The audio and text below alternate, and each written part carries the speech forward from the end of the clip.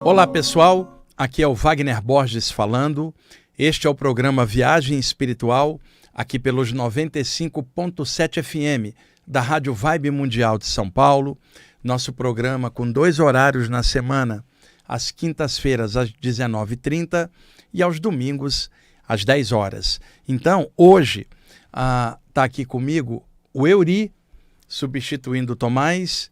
O Euri, que antigamente era bonzinho, mas ele ficou muito tempo junto com o Tomás, pegou a influência dele e agora também está adiantando o relógio. Só o Serjão de domingo, que está ainda mais ou menos, porque eu já estou vendo que ele está começando a oscilar também, viu, Euri?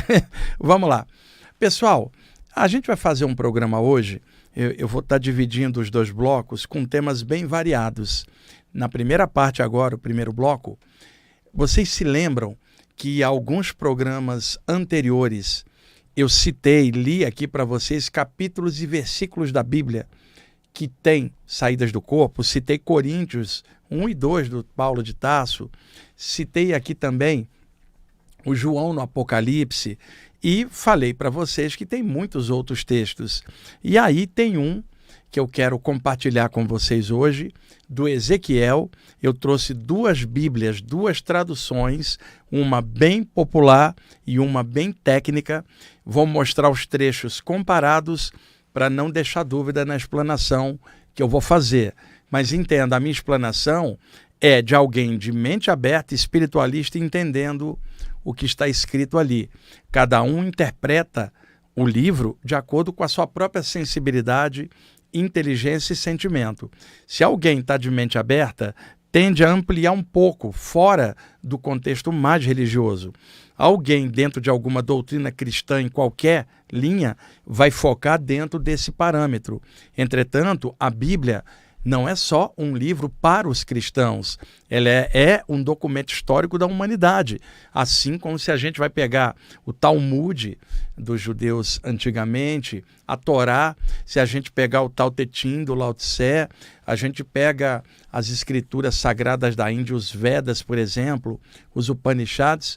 Então são documentos, livros que qualquer pessoa pode olhar e cada um deles vai ter a sua própria interpretação. Mas a gente sabe, quando você cita a Bíblia, levanta a poeira porque religiosos mais ortodoxos vão em cima como se aquele livro só eles pudessem ler e interpretar. Céticos e materialistas vão cair em cima dizendo que nada daquilo é real e que a Bíblia tem trechos contraditórios. Você tem um monte de opiniões. No meu caso aqui, eu foco no trecho em questão, porque eu trabalho com as saídas do corpo e é isso que eu vou buscar ali. Então eu tiro o trecho, avalio à luz das experiências fora do corpo e do contexto espiritual que eu estou trabalhando para poder referendar aquele tema utilizando uma escritura que é histórica. Como eu posso pegar trechos do Livro dos Espíritos, e não preciso ser espírita para isso, e tirar lá o capítulo 8, que se chama Emancipação da Alma, a partir da pergunta 400 em diante, sobre as saídas do corpo no contexto espírita. Eu posso pegar alguma outra literatura clássica de alguma outra cultura, achar um trecho e pensar para falar das saídas do corpo, dar uma visão de universalismo e mostrar, evidenciar de que as saídas do corpo permeiam várias culturas e literaturas, sendo um dos temas mais antigos a ser estudado na área espiritual e que outrora, como muitos de vocês sabem, era estudado dentro dos templos de outrora, nas iniciações, como eu falei aqui em 2 ou 3 programas anteriores. Hoje, essa temática está em aberto. Existem muitos livros, existe toda uma literatura específica de saídas do corpo, que não é a literatura espírita, ocultista, teosófica, que tem trechos, partes, capítulos sobre esses temas abordados dentro dessas áreas com os parâmetros dela, normal. Mas existe a literatura específica de saída do corpo, onde muitos autores de áreas e tendências diferentes relatam suas experiências, pesquisam, interpretam. E é esta literatura que quem estuda as saídas do corpo precisa aprofundar. Os autores clássicos desta área toda a área de informação, vão ter os clássicos do tema, os autores principais que as pessoas precisam buscar para quem quer aprofundar aquele tema. Agora, alguém estudando a área espírita, por exemplo, ou a área ocultista, só para citar duas, vai ter alguns autores dessas áreas que tratam em algum momento das saídas do corpo, mas não como algo específico, sim como um capítulo dentro da abordagem de uma doutrina ou um movimento.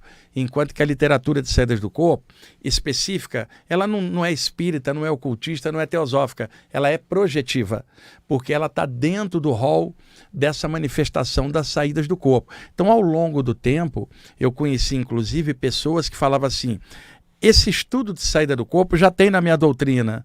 E eu falo, eu conheço a doutrina também, e o que tem ali é pouquinho diante da imensidão que está na literatura específica. Ah, mas na minha doutrina, seja essa ou aquela, também fala de saída do corpo. Tá, mas qual doutrina que está falando que tem explicação sobre paralisia do sono, a catalepsia? Isso não tem dentro da tua doutrina. Vão ter parâmetros gerais. Balonemã, estufamento da aura, estado vibracional. Onde que vocês vão encontrar a maior parte desses relatos? Na literatura de saída do corpo. Então, esta literatura, qualquer um pode pesquisar de mente aberta, porque ela não é doutrinária. Você vai encontrar autores com tendências diferentes. Alguns mais espiritualistas, outros mais técnicos, outros mais conscienciológicos ou projeciológicos, vamos chamar assim. O outro, mente mais aberta, o outro na área só de pesquisa. E aí cada um faz a sua leitura básica dentro do conjunto. Então, eu vou tirar aqui o trecho da Bíblia que hoje eu quero mostrar para vocês, mas é claro, eu não estou direcionando a explicação para religiosos desta ou daquela área. Eu estou pegando um livro histórico, interpretando o trecho que vai para dentro da área que eu apresento aqui e explico e vivo e trabalho há muitos anos. Então é claro que eu vou usar referências variadas de culturas variadas para evidenciar a temática que eu estou falando aqui. Aí cada um usa a própria inteligência e sensibilidade para filtrar o que eu estou falando e ver se o relato é correto ou não. Eu vou dar capítulo e versículo, pegue sua Bíblia, vai lá, confere, usa a sua inteligência, sua sensibilidade, vê se está certo ou não, para evitar contradição, discussão, essa ou aquela. O trecho fala por si mesmo, não tem que ficar brigando por nada. Qualquer pessoa com um mínimo de inteligência vai entender claramente o que está aqui, tá bom? E cada um segue na sua religião, doutrina, ou não segue nada, né? Cada um segue do seu jeito. Agora, o trecho ali não deixa dúvida, tá bom? Então vamos lá. Eu peguei primeiro uma Bíblia bem popular, que para quem está assistindo no YouTube, eu vou então mostrar aqui a capa da Bíblia, que é uma Bíblia bem popular, baratinha, que é aquela que a maioria das pessoas vão comprar por ser mais baratinha e ter uma linguagem mais popular. É claro que você pode ter pequenas diferenças de tradução, dependendo se o tradutor é católico, se o tradutor é protestante, se o tradutor é historiador, se o tradutor é um linguista. Então você pode ter pequenas variações, mas no conjunto, essas partes todas acabam tendo o mesmo sentido. Porém, hoje eu trouxe duas Bíblias. A popular, que eu sempre uso, por ser mais fácil para todo mundo, e uma que eu quero daqui a pouquinho mostrar a diferença da tradução e tradução feita por um grupo ecumênico que se juntou para pegar os trechos originais e fazer uma tradução ecumênica. Dentro dos tradutores estão evangélicos, estão católicos e estão historiadores. Uma tradução ecumênica. Então, é claro que ela está um pouco mais fiel do que aquela mais popular. Então, o trecho que eu vou pegar está em Ezequiel, capítulo 8. E eu me lembro que há muitos anos eu citei esse trecho aqui. Só que esta Bíblia ecumênica, que eu já vou mostrar já já, a tradução está mais esmerada. E aí vai ser legal mostrar isso para vocês. O Ezequiel, ele tem vários fenômenos parapsíquicos, né? Porque, inclusive, isso levou muita gente que pesquisa a Bíblia a não pegar muita coisa do Ezequiel. É muito raro encontrar alguém falando num sermão sobre Ezequiel, porque ele tinha tantos fenômenos paranormais que fica difícil você explicar fora de um conjunto de explicação mais técnica, fora do lado religioso. Então, Ezequiel, patinho feio, quase ninguém quer. Eu adoro, porque eu encontro relatos dele que parecem relatos meus e de outros autores na área da saída do corpo. Olhem capítulo 8, Ezequiel, tá? A partir do versículo 1. E eu estou desconfiado que o Ezequiel era contador ou era fiscal do imposto de renda, porque ele era metódico demais. Escutem bem o trecho. No 6º ano, no 6º mês, aos 5 dias do mês, estando eu assentado em minha casa e os anciãos de Judá assentados diante de mim, sucedeu que ali a mão do Senhor Deus caiu sobre mim. Vocês notaram como ele é metódico? Ó, no 6º ano, no 6º mês, aos 5 dias do mês, eu acho que ele era contador, Euri, ou era fiscal do imposto de renda. Ele era, no mínimo, ele era metódico. E ele estava ali com os anciãos de Judá. Então era uma reunião dele com os anciãos de Judá. Era uma reunião espiritual, gente. Ou eles estavam orando juntos, ou estavam meditando juntos, ele e os 12 anciãos. É claro que o papo não era sobre coisas comuns, e sim algo espiritual. E ali desce uma coluna de luz, e de dentro dessa luz sai um ser com forma humanoide. E esse ser puxa o Ezequiel pelos cabelos para dentro dessa coluna de luz e o leva, o arrebata para fora do corpo, lá em cima. Ele é levado em espírito, como ele mesmo fala, e não com o corpo. Então, deixe-me ler agora, ó, pegar do versículo 1 de novo, capítulo 8. No 6º ano, no 6º mês, aos 5 dias do mês, estando eu assentado em minha casa, e os anciãos de Judá, assentados diante de mim, sucedeu que ali a mão do Senhor Deus caiu sobre mim. Uma luz desceu sobre ele.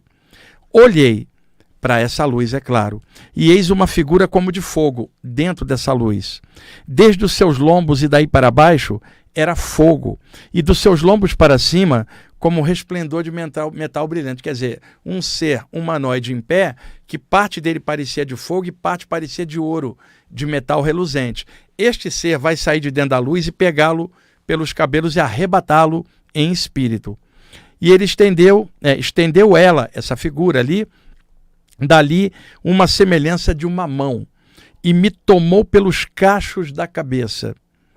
O espírito, que é claro, o dono desta mão, né, Eurice? Tem alguém saindo dali com uma mão e puxando ele, tem uma pessoa, tá? Que é um espírito. E o espírito me levantou entre a terra e o céu e me levou a Jerusalém em visões de Deus. E daí segue o capítulo todo, mas o início do capítulo 8 narra que desce uma luz, sai um ser, estende a mão e puxa ele pelos cabelos e leva ele lá para cima em visões de Deus espirituais. O corpo dele ficou quedado por alguns instantes ali enquanto ele era arrebatado.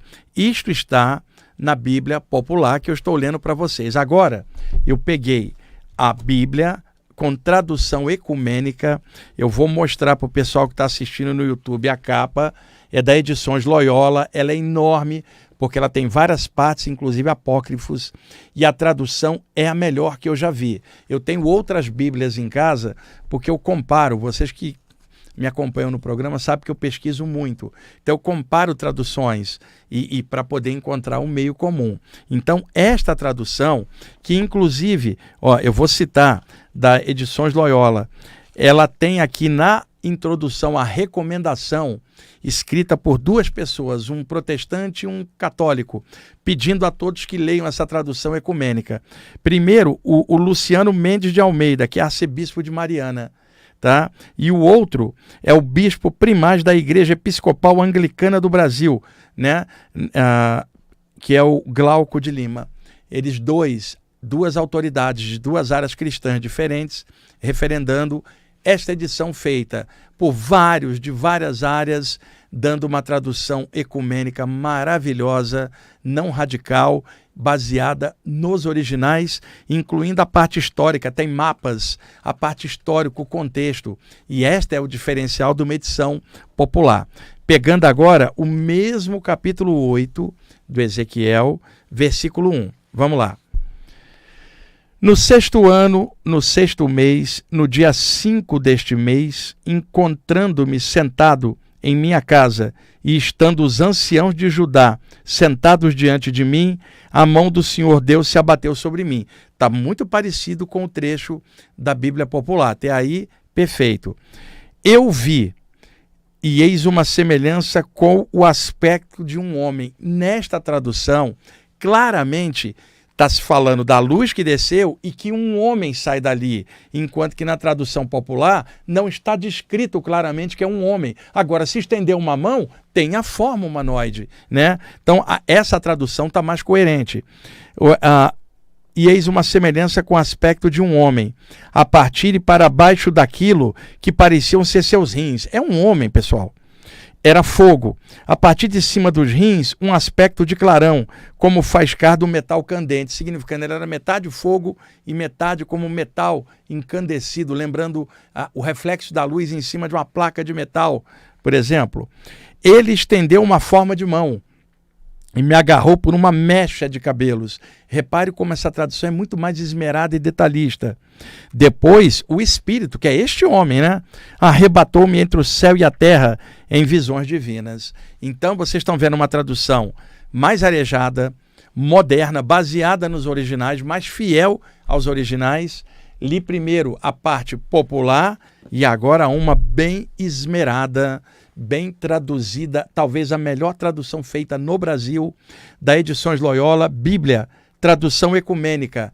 Gente, quem puder, tiver recurso, adquira esse livro. Quem gostar do estudo bíblico, estude ali, vá lá e aprofunde essa temática, cada um do seu jeito, né? E vai cada um tirando o melhor possível. Eu aqui estou tirando a parte da saída do corpo, que é o que me compete enquanto alguém que trabalha com esta área. E o meu interesse total é extrair o trecho da saída do corpo. Agora, como cada um interpreta sua Bíblia, sua religião, ou o que quer que seja que siga, ou aquele que não segue nada, é de cada um. O que eu estou tirando é o trecho da saída do corpo, que é o que compete aqui para a gente falar no programa Viagem Espiritual. Então, esse é o primeiro bloco do programa, e ainda aqui nesta temática, e para o segundo bloco, eu vou mudar um pouco o tema, daqui a pouquinho vocês vão perceber quando voltar no segundo bloco. Seguinte, dentre os relatos de saídas do corpo, o corpo psíquico, tá? Psicossoma, corpo astral, perispírito, corpo astral, quando sai, a gravidade não o afeta normalmente. E ele flutua, pode se deslocar no ar em vários tipos de velocidades, que eu já comentei aqui em outros programas. Isto foi chamado na área espírita, dentro da literatura do nosso lar, passada pelo espírito André Luiz, através do Chico Xavier, que a capacidade do que é chamado ali, na literatura do André Luiz, de psicossoma, a partir principalmente de 2 livros, que é o Evolução em 2 Mundos e o Mecanismos da Mediunidade, onde o André Luiz surge com essa expressão psicossoma, que não é ele que criou, ele tirou 2 expressões do grego, psique, que é a alma, e soma, que é corpo, e juntou, chamando de psicossoma, que a tradução seria corpo da alma ou corpo psíquico. Lembrando que a literatura espírita chamava, desde a época de Allan Kardec, este veículo de manifestação de perispírito, que é o mesmo corpo astral dos teosofistas e ocultistas, o corpo espiritual do Paulo de Tarso na Bíblia, lá em Coríntios 1, capítulo 44, Coríntios 1, versículo 44. Tá? Coríntios 1, e agora, Euri, não lembro de cabeça, eu tenho aqui, peraí, Coríntios 1, já lembrei, Coríntios 1, capítulo 15, versículo 44, que eu citei no programa quando falei antes, o mês passado, sobre trechos da Bíblia. Coríntios 1, capítulo 15, versículo 44, Coríntios 2, capítulo 12, versículo 2 a 4, que eu citei aqui no programa anterior, né? E aí o André Luiz chama de volitação, a capacidade que o psicossoma tem de sair do corpo, e curiosidade para correlacionar de forma universalista. Psicossoma na área espírita, corpo psíquico. Dentro da Rosa Cruz, a Amorque, dentre as monografias dos vários graus, no 7º grau, a partir dali e aprofundando depois no 11º e outros, está a descrição das saídas do corpo dentro do enfoque Rosa Cruz. E ali é chamada de projeção do corpo psíquico. Na literatura espírita do André Luiz, psicossoma, tradução corpo psíquico. O que a gente vê claramente, cada área nomeia diferente. Entretanto, é a mesma coisa, o mesmo veículo de manifestação, chamado por nomes diferentes. Se a pessoa não tiver visão de conjunto, ela fica presa só na nomenclatura da área que ela está estudando, seja a área espírita, ocultista, conscienciológica, fechada, lacrada, só na nomenclatura. Agora, a literatura de saída do corpo tem várias áreas, então é preciso mente aberta para conseguir compreender no meio da nomenclatura diferente um conceito geral que a pessoa possa aprofundar no estudo dela. Então, esta volitação é o que acontece com a pessoa fora do corpo, o voo do corpo espiritual. E como já expliquei em programas anteriores, se o corpo espiritual está muito grosso, o cordão de prata está muito condensado, carregando de energias etéricas o corpo astral, ele não sai do duplo da Terra, ele não passa para o plano extrafísico, ele se vê no duplo energético aqui da Terra, ainda neste plano. E se a condensação energética for tão grande no corpo espiritual, ele tende a ter uma ação energética parecendo que algo de cima pressiona para baixo, como se fosse uma gravitação de outro nível. E muita gente, ao sair do corpo, não consegue voar direito, sente uma pressão por cima, porque o cordão de prata aderido na paranuca, ou a nuca extrafísica, está carregado de energias do corpo do duplo etérico, que vem pelo cordão de prata e encapa a cabeça astral, criando um lastro energético, eu já expliquei muitas vezes aqui. Então, o que eu quero falar com isso? Quando há esta condensação maior e a pessoa não consegue aquele voo que seria o normal de uma projeção, e é o que todo mundo imagina estudando isso, mas tem essas características que a prática da gente mostra que existem outras coisas, né? Então, neste caso, a pessoa sente uma pressão na cabeça e ela sente que ela está ficando pesada, que ela não consegue voar. Então, alguns projetores e projetoras chegam a dar saltos enormes. E aí eu me lembro de um super-herói da Marvel, o incrível Hulk, que é o Robert Bruce Banner, né, transformado pela bomba gama e os raios gamas no incrível Hulk.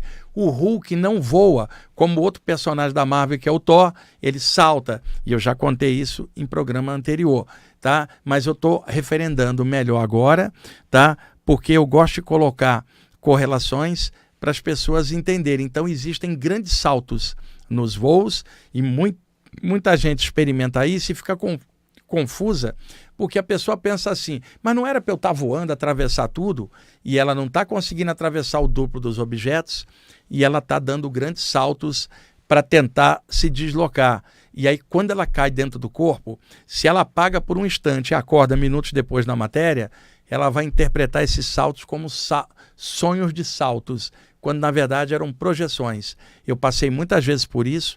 Na literatura de saídas do corpo tem muitos relatos sobre isso, e o que causa estranheza na pessoa que não aprofundou muito é que ela fala, como salto se na saída a gente voa? Mas quando há uma condensação maior, para algumas pessoas e algumas situações, pode ocorrer esse fenômeno que eu agora estou explicando para vocês com um pouquinho mais de detalhes. Euri, já estamos na hora do intervalo? Cara, eu só mostrei trechinho da Bíblia e falei um pouquinho e já passou. Gente, é o discípulo número 1 do Tomás. Esse cara deve ter adiantado o relógio, mas o que eu posso fazer? Eu tenho que obedecer. Aqui, senão ele me despluga ali, eu não consigo falar mais nada. Gente, eu estou nas mãos desses caras aqui e eles fazem o que querem comigo. Vocês não têm ideia. Eles ficam toda hora aqui, ó. Se você não falar bem da gente, nós vamos adiantar. Mas se eu falar mal deles, eles adiantam também. Então, é o seguinte, eles não são caras cruéis, viu? E o Tomás é o cruelzão, o Euri é o cruelzinho, mas ele está avançando. Daqui a pouquinho a gente volta, pessoal. Ok, pessoal, estamos iniciando a segunda parte do programa Viagem Espiritual, aqui pelos 95.7 FM, da Rádio Vibe Mundial de São Paulo. Eu sou o Wagner Borges. Ali na parte técnica, o meu querido amigo Euri. Vamos aí dar sequência ao nosso programa. No primeiro bloco, contei os trechos do Ezequiel, com as narrativas dele na Bíblia, e falei um pouquinho sobre a volitação, o voo e os saltos que o corpo astral às vezes dá durante a saída. Agora eu quero mudar um pouco o foco do assunto para duas coisas. Como vocês sabem, o livro Ensinamentos Extrafísicos e Projetivos, que eu publiquei pela editora Madras em 2005, está esgotado há muitos anos. O livro, eu transcrevo orientações espirituais do Sanat Kummahat, que é um mentor extrafísico muito legal, um mestre extrafísico vindo da tradição antiga da Índia e também do Egito. Ele é o orientador de um templo extrafísico, uma verdadeira biblioteca astral, que é em forma piramidal no plano espiritual, para que pessoas durante o sono saiam do corpo e vão até lá estudar, conversar, interagir, conversar, que eu digo mentalmente, dentro daquela condição em que elas estão projetadas. E já li trechos do livro aqui em várias ocasiões, recentemente também, mas eu quero hoje pegar algo que tem a ver com o programa da quinta-feira da outra semana, quando eu falei sobre iniciações e as saídas do corpo e as provas, e eu quero retomar esse assunto hoje com o enfoque do Sanat Kummahat. E para quem não escutou os programas anteriores, o livro está disponibilizado gratuitamente no site do IPPB, que é ippb.org.br, seção de download. Tem vários livros lá para fazer download gratuito e este é um dos livros.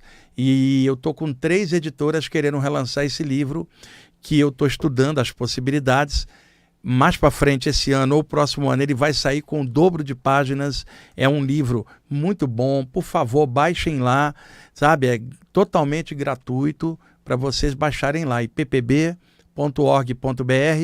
seção de download de livros. E eu quero mostrar para vocês 2 trechinhos hoje. O segundo deles voltado ainda para a parte iniciática dos programas anteriores. Não os 2 últimos, mas o da semana anterior.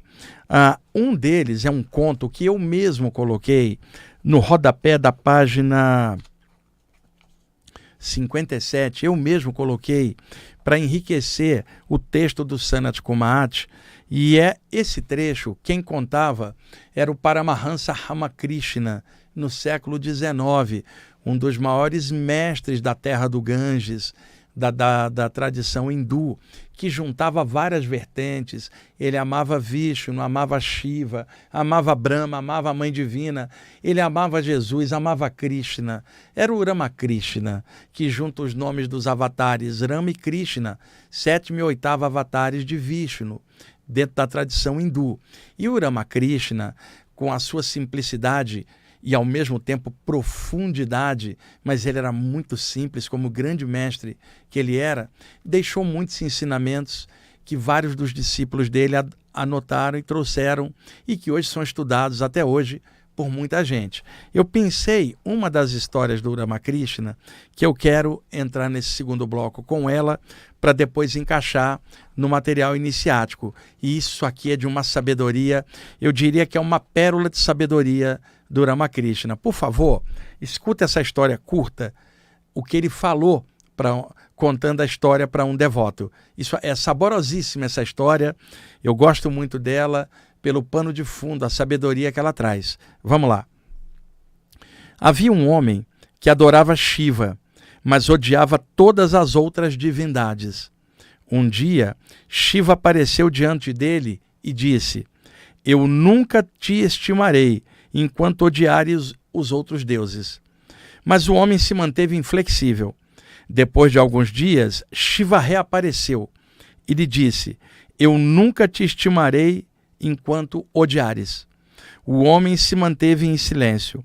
Alguns dias se passaram e Shiva voltou a aparecer diante dele.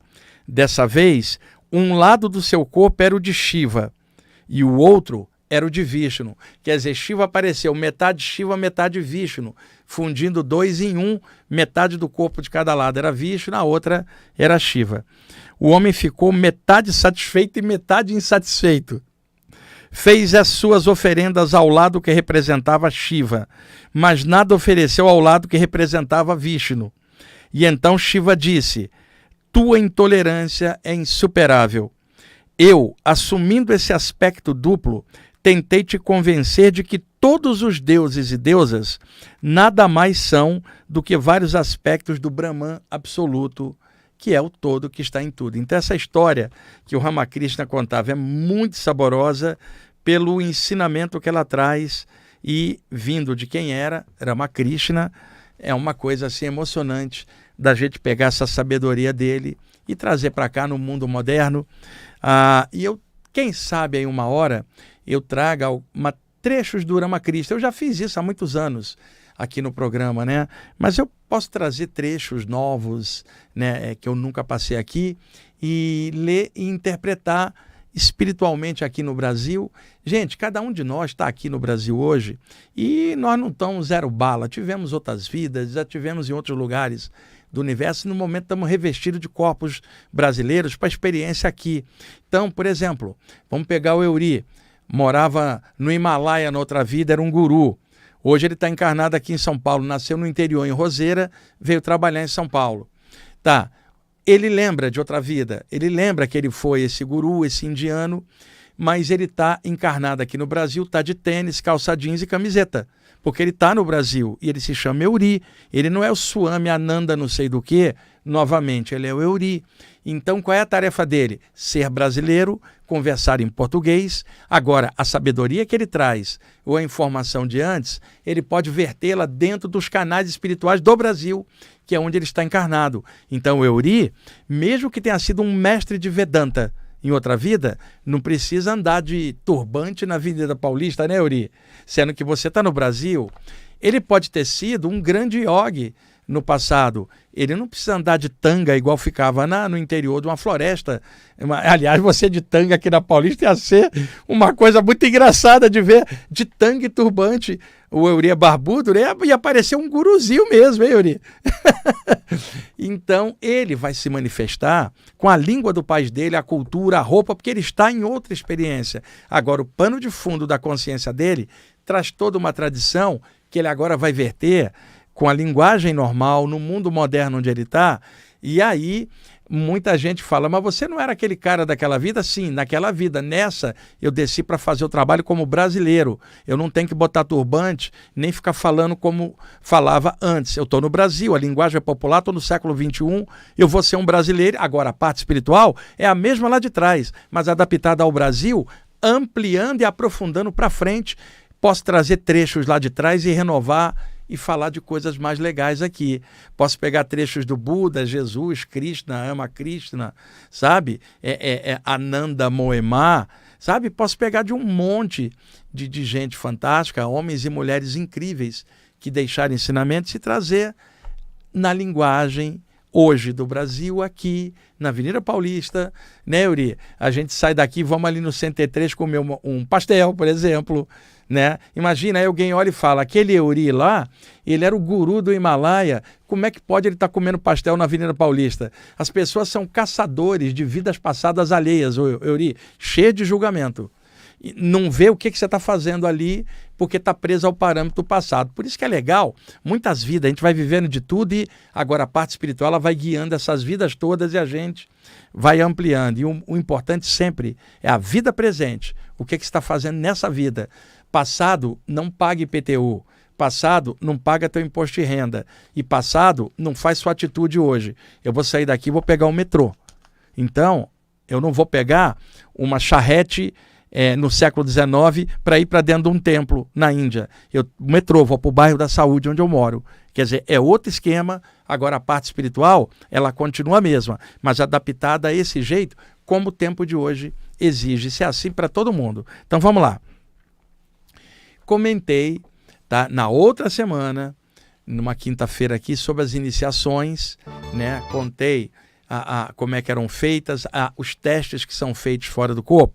E ficou uma coisa na minha mente e eu resolvi trazer hoje. Houve uma época em que eu li esse texto aqui, mas o contexto era outro e o enfoque daquele programa atrelava com outro tema. Mas aqui, como eu falei de iniciação individual, da pessoa avançando, vocês sabiam que existem iniciações grupais.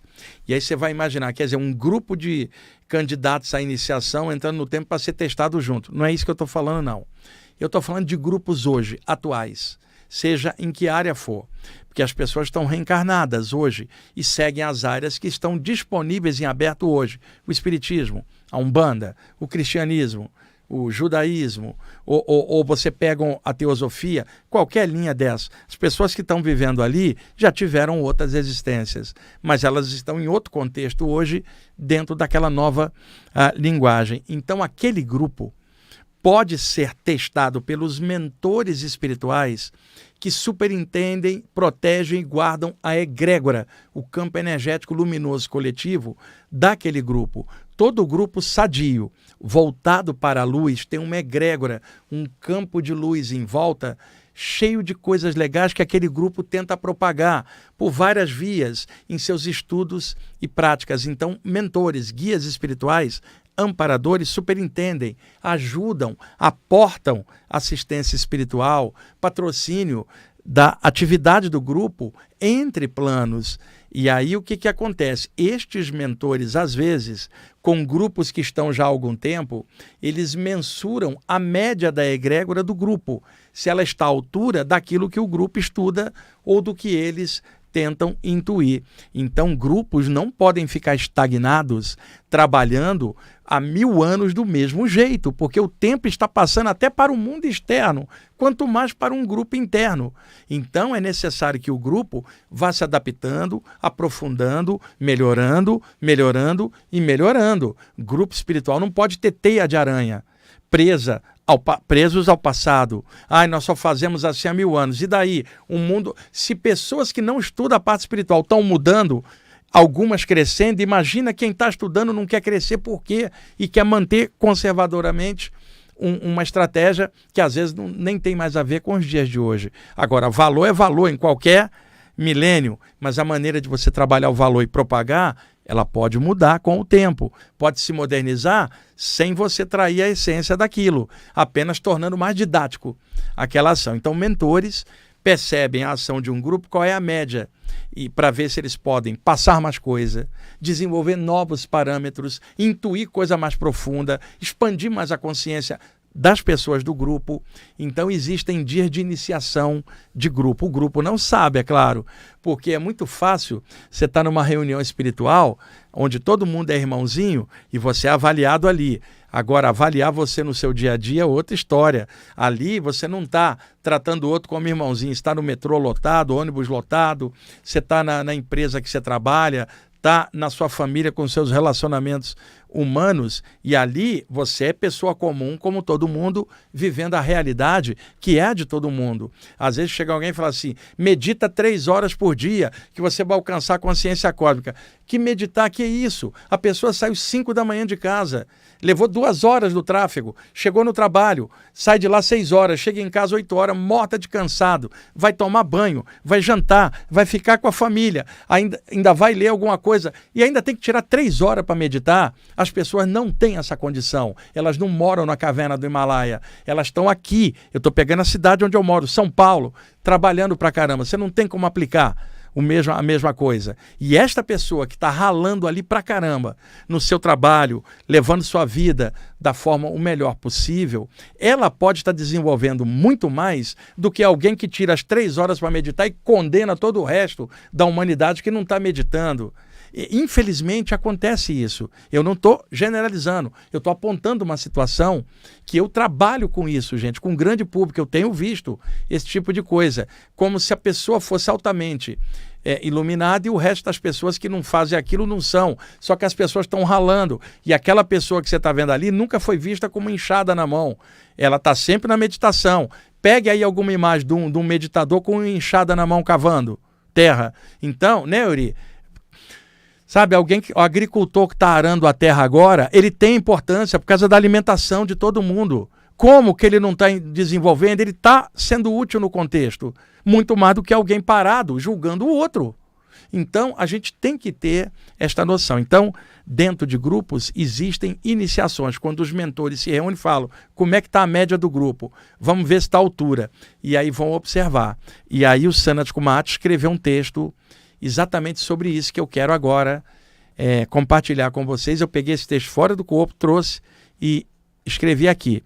Chama-se Iniciação, Consciência e Serviço. Está na página 47 do livro, que vocês podem baixar lá. Vamos lá. Há dias que são de iniciação. Nesses dias, o serviço de cada um é dimensionado por tudo aquilo que é encontrado registrado em seu coração. Então, o que se ressalta é a assistência espiritual executada. A prioridade é o bem que se faz, sem olhar a quem, e não a crença professada particularmente. Pessoal, o que guias espirituais veem na média de um grupo? Qual é a luz irradiada que possa beneficiar a humanidade invisivelmente, primeiro, em algum processo, ou materialmente, onde o grupo trabalha ajudando pessoas com cura, com distribuição de alimentos para grupos que podem e daí por diante. Então, o que está se vendo pelo ponto de vista espiritual não é a crença ou a doutrina que a pessoa está, é qual é o modus operandi e na fritada dos ovos, qual é a egrégora e qual é a luz que emana a favor do próximo. Estudar temas espirituais na teoria é uma coisa, praticar o que se aprende é outra. Portanto, há dias de aferição vibracional de um grupo. Nessas ocasiões, os amparadores mensuram a egrégora do grupo e deliberam sobre novas disposições de serviço. Pelo que observam, ponderam sobre novos aprofundamentos e se o grupo em questão está à altura do chamamento consciencial profundo. Também observam o interesse de cada um e o aproveitamento do estudo realizado. Tal procedimento é necessário em função do nível de conhecimentos a que o grupo está exposto. Em alguns casos, mais do que a informação teórica, é necessário pôr a mão na massa. Gente, existem muitos grupos que só querem estudar teoricamente. Eles estão prescindindo do conhecimento de que um grupo forma uma egrégora. E se essa egrégora é só teórica, como que ela vai irradiar alguma coisa? Portanto, que a iniciação seja aquela que interessa, a do amor em ação, a da luz que trabalha, a do esclarecimento que esclarece, sem agredir, a da paz manifestada, em primeiro lugar, no próprio jeito de agir, e a da assistência espiritual praticada com liberdade, igualdade e fraternidade. Esta é a mensagem do mentor extrafísico Sanat Kumar, está no livro, baixem lá para ler essa e tantas outras. A historinha do Ramakrishna também está lá. E quando se fala liberdade, igualdade e fraternidade, é um mote que os revolucionários franceses usavam na Revolução Francesa. O Eury, acontece que isso é história, você pode pesquisar. Na Revolução Francesa haviam vários Rosacruzes e maçons. E um dos lemas que era usado pelos iniciados desde antes, mas que não passava em aberto, era liberdade, igualdade e fraternidade. Como tinham vários Rosacruzes e maçons dentro ali do processo da Revolução Francesa, esse mote acabou vazando e virou mote referência dos revolucionários.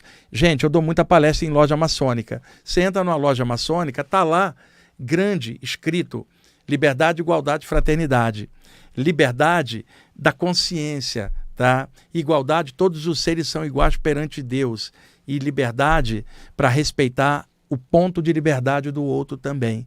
Então, liberdade, igualdade e fraternidade, isso existia antes da Revolução Francesa, entre os ocultistas. Então, por isso ele usa aqui, e é um mote usado na maçonaria e alguns grupos ocultistas também. Então, estou tirando do espectro político da França do final do século XVIII e colocando anterior, porque foi assim que foi. Eu já tive gente criticando, você está falando da Revolução Francesa? Não, eu falo para a pessoa, vai pesquisar mais, porque aquilo já existia antes, mas não vazava em público, e os revolucionários pegaram isso e acabaram tornando o mote deles toda aquela turbulência política e popular na França do final do século XVIII.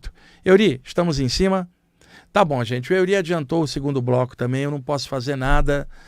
São aquelas coisas kármicas, né, que a gente tem que passar aqui na Terra.